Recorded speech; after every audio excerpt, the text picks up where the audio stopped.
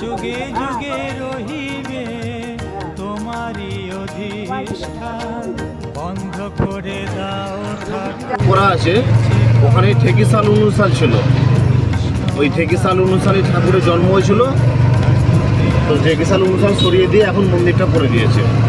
আর যে আম গাছটা দেখলেন, ওই যে বড় আম গাছটা, হ্যাঁ ওটা ঠাকুরের নিজের হাতে লাগানো। প্রায় 170 থেকে 75 বছর বয়স এই আম গাছটা।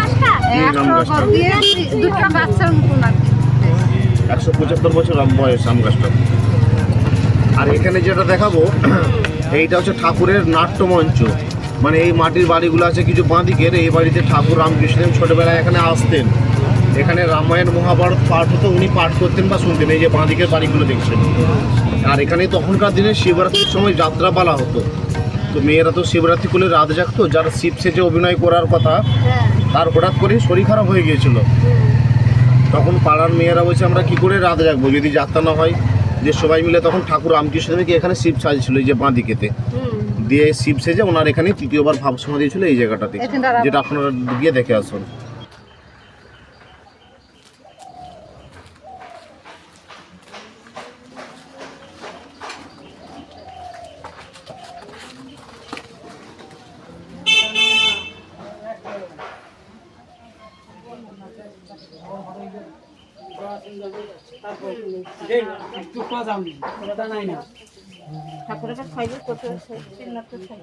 বিবেকানন্দ এনার ছেলে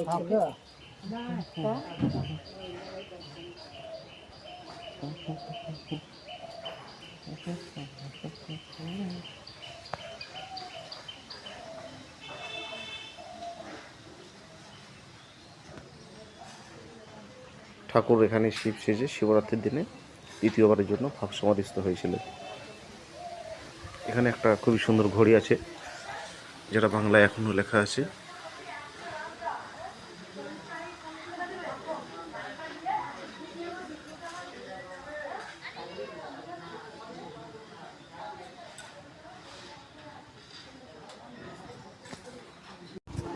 এটা পাঠশালা, ঠাকুর যেখানে পড়াশোনা করতে আসতেন।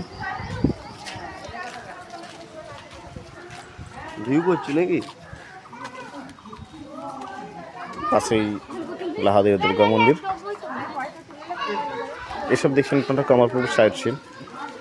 ঠাকুরের সব আলেবেলায় লীলা খেলার স্থান। ঠাকুর এখানেই দুর্গা মায়ের নিজের হাতে চোখে গেছিলেন ছোটবেলায়। ঠাকুরের বাবা এখানে চণ্ডীপাঠ করতেন। সে থেকেই এখানে দুর্গা পুজো হয়ে আসছে। এখানে মহালয়ার দিন থেকে পূজা আরম্ভ হয়, 10 দিন ধরে এখানে যাত্রা অনুষ্ঠান চলে।